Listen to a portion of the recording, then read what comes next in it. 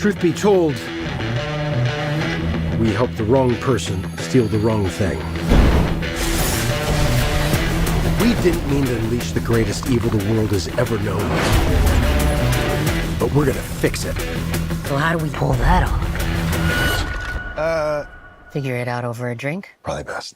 Guys, it's a pleasure to meet you as a D&D fan and fan of your movies. I have to say it's a privilege. And first of all, first time in Brazil?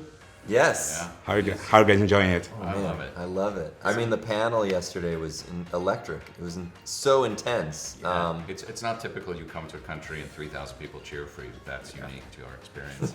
Yeah, as an actor used to say, this is Brazil, so yeah. What a country. The people are so warm. It's and I have to say, CCXP, I've been going to Comic-Con in America since 2004, and CCXP is by far the best Comic-Con I've been to. It's so incredible. The warmth and the excitement of the fans is fantastic. Well, this is great to know. Thank you, by the way, as a Brazilian.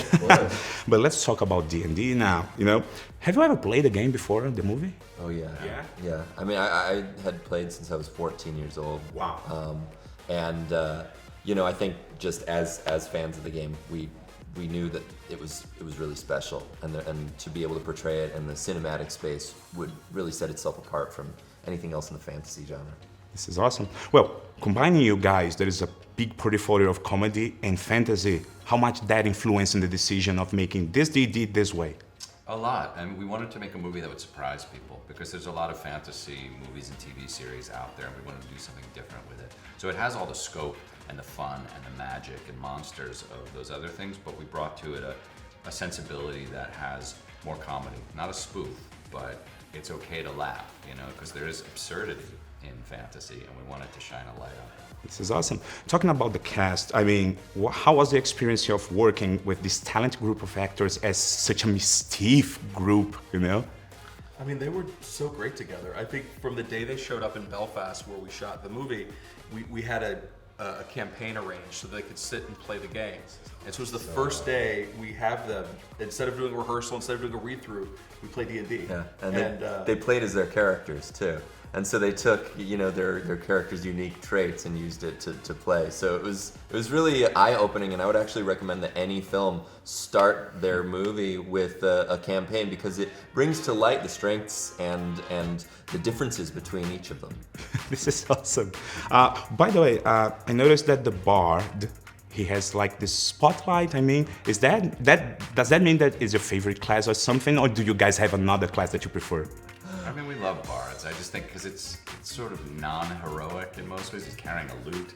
He sings and he dances. It's not a guy you think is going to really be useful in an adventure movie, but he turns out to be exactly what you need. Yeah, I feel like only in D&D can you have the bard as your lead character. And fortunately, the Wizards of the Coast and the studios totally embraced that decision. This is great. By the way, can you take a doubt about... is the movie based on Forgotten Realms or something? Yeah, it takes place in the Forgotten Realms for sure, and that was kind of the groundwork that we were working off of. The fact that we had this huge world that we could draw upon, and all of these unique characteristics within that world made it, I wouldn't say easier to make the film, but certainly it took some of the pressure off of us to sort of create some of the more unique elements to some of these environments. Does that mean that we can expect some Easter eggs, like, I don't know, Dritz, the famous draw that left the Underdark, or any other characters famous characters from D&D? There are Easter eggs, a lot of them. Can't tell you which specifically. And famous characters and creatures and monsters too that people will recognize. And iconic locations and places that you've been in the lore that we get to revisit and see in real life. Certain 1980s cartoons. Oh boy, yeah, that for Brazilians is something else. Yeah, as a fan, I'm hyped right now. As a last question, what is the best part of making a movie with such a rich fantasy scenario like D&D can provide, using this background that you guys have with comedy and fantasy? What is the best part of working with this? I mean, honestly, for me, the best part was being able to show it to people finally. When we had our first screenings and we were seeing that excitement on the faces of people that were so familiar with the lore, but also people that had no idea what D&D was all about, to finally put it out there into the world is the most gratifying part, because that's what we do this for. We don't make a movie for ourselves, we make it for the audience. Thank you guys so much for this, and I can't wait to watch the movie. Awesome, man. I hope you Appreciate it. enjoy it. I would definitely have a Awesome, thank you.